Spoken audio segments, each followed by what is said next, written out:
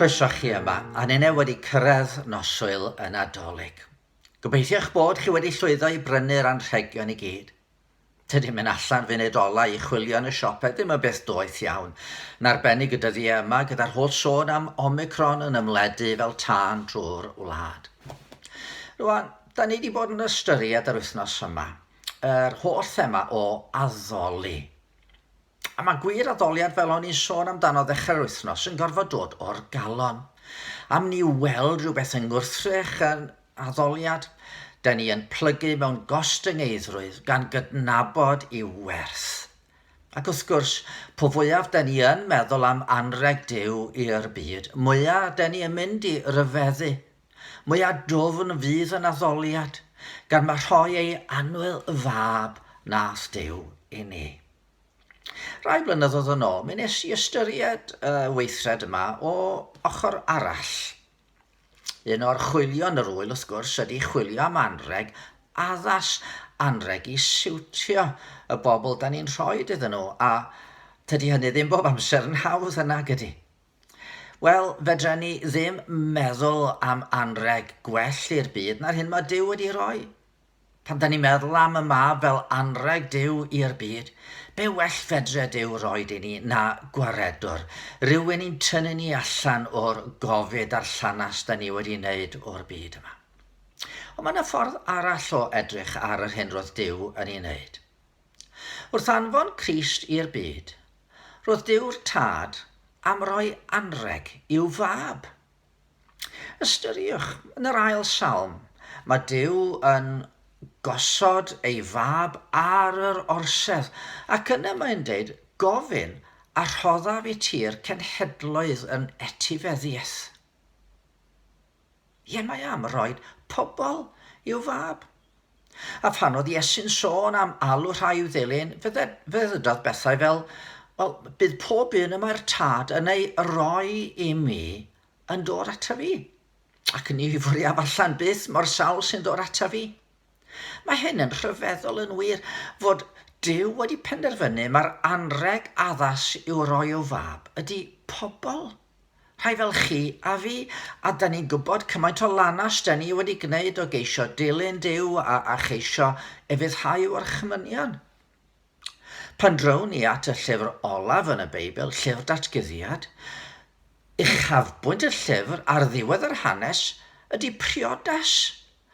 Dyna diwedd y mae'r hanes y byd yn anelu tuag ataf priodas yr oen, lle mae'r mab Iesu yn derbyn y briodferch sydd wedi pharatoi iddo. A ni ydy'r briodferch, yr eglwys. Dyma'r rhodd yma'r tad am i'w fab i gael. Ond mwyn derbyn yr anrheg, roedd rhaid i Iesu ddod i'r byd. Ac mae hynny'n ymddangos bron fel pe bydde rhywun yn cael anrheg ac wedyn yn cael bil am yr anrheg ei hunan. Ond na, nid felly mae hi. Mae Iesu wedi sôn amdano fo'i hunan fel y bugail da, a dyna chi ddarlun addas. Dychmygwch fab ffarm, mae'n helpu i dad i ofalu am y defed, ond un diwrnod mae dad o yn rhoi oen iddo fo. Wel, os ydy'r mab wedi bod yn edrych ar ôl y defed eraill, mae'n mynd i ofalu'n arbennig am yr oen yma, yn dydi? Mae'n mynd i wylio'r oen yn tyfu, a pan fydd wedi tyfu, efallai amser o yna, fydd e'n mynd allan ganol nos i chwilio am y ddafad i wneud yn siŵr i bod hi'n iawn. A dyna mae'r arglwydd Iesu wedi ei wneud. Yr wyf fi'n rhoi bywyd tragwyddol iddynt. Nid ant beth i ddistryw, ac ni chaiff neb ei cipio hwy allan o'm llaw i. Dwi wedi cael yr anrheg gwerthfawr yma gan fy nhad, a dwi'n mynd i gadw gafel. Ond mae fy nhad a'i rhoddodd hwy i mi yn fwy na phawb, ac ni all neb ei cipio allan o law fy nhad. Ie, mwyn diogelu'r anrheg hwn, fe ath Iesu i wynebu croes a thalu'r ddyled am yn beie yn lle ni. Dyna chi ryfeddol.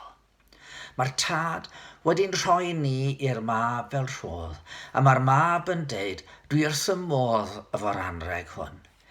Mi nai yn llawen dalu'r gost o'i cadw, y gost o roi fy mywyd mwyn diogelu yr anrheg yma.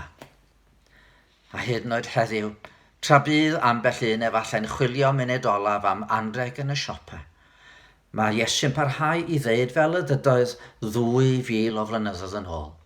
Mae defaid eraill gennyf hefyd. Nad ydynt yn perthyn i'r gorlan hon. Rhaid i mi ddod â rheini i mewn. Ac fe wrandawant ar fy llais, yna bydd un bugail ac un praidd. Ond ydy hyn yn ennyn can yn eich calon o ryfeddod, o fawl, ie can o addoliad. Dyw a'n cofiodd, Dyw a'n carodd. Dyw roddodd anrheg i'w fab, chi a fi, os clywn ei lais. Gloria in excelsis Deo. Gogoniant yn y goruchaf i Dduw.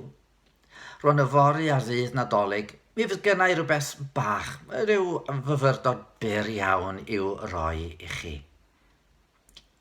Felly, os trwch mewn, wel, gobeithio byddwch chi'n ei gael o'n fendith, ond os na, wel, Nadolig llawen a bendithiol i chi.